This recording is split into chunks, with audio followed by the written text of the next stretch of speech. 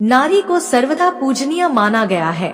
भगवान भी नारी को माता तुल्य सर्वोच्च दर्जा देते हैं। लेकिन चाणक्य ने नीति शास्त्र में नारी के बारे में भी बातें बताई हैं। चाणक्य ने कुछ ऐसी महिलाओं के बारे में बताया है जिनसे किसी को भी हमेशा दूरी बनाकर रखना चाहिए, नहीं तो आप परेशानी में फंस सकते हैं। वो कितनी भी सुंदर हो, उनसे शादी का ख्याल निकाल देना चाहिए। जानते हैं कि वे कौन सी महिलाएं हैं जिनसे हमेशा दूरी बनाकर रखनी चाहिए। वैसे तो शास्त्रों में नारी के संबंध में कहा गया है कि उन्हें समझना नामुमकिन है।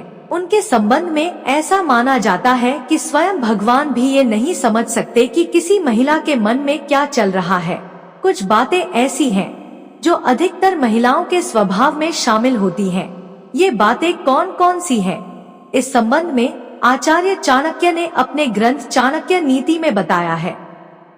चाणक्य कहते हैं कि अनृतम साहसम माया मूर्खत्वमति लोभिता अशौचत्वं निर्दयत्वं स्त्रीणा दोषा स्वभावजा।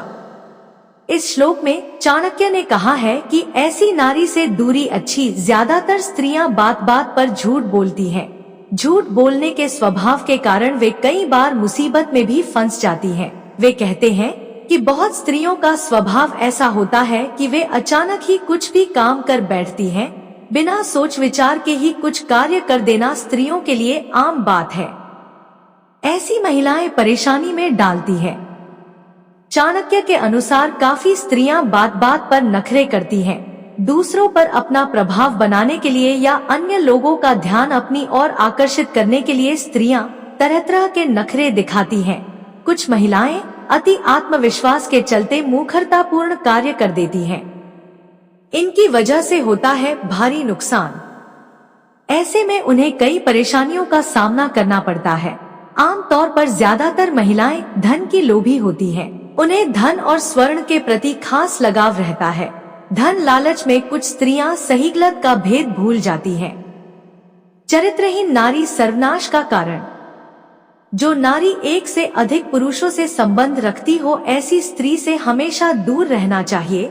ऐसी स्त्री के घर का भोजन करना भी पाप की श्रेणी में आता है।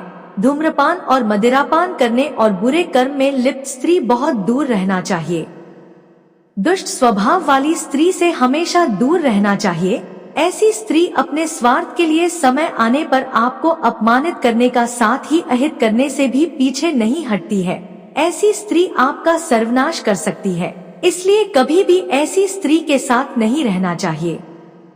कौन थे आचार्य चाणक्य? भारत के इतिहास में आचार्य चाणक्य का महत्वपूर्ण स्थान है।